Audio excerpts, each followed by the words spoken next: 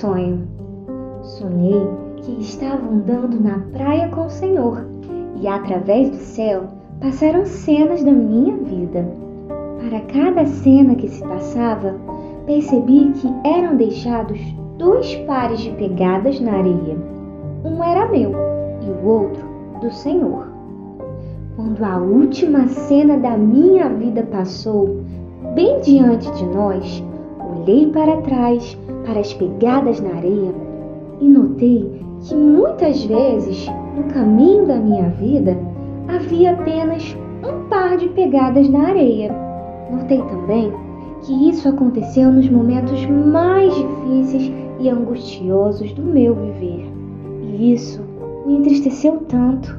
E então eu perguntei ao Senhor: Senhor, Tu disseste que quando eu Te seguisse, andarias sempre comigo em todo o caminho, que nunca irias me abandonar.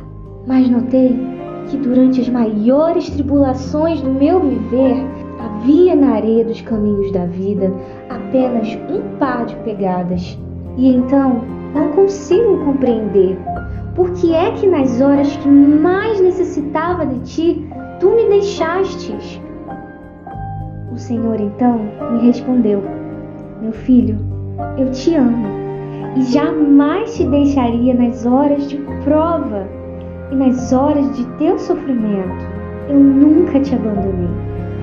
Quando vistes na areia apenas um par de pegadas, foi exatamente aí em que eu te coloquei em meus braços.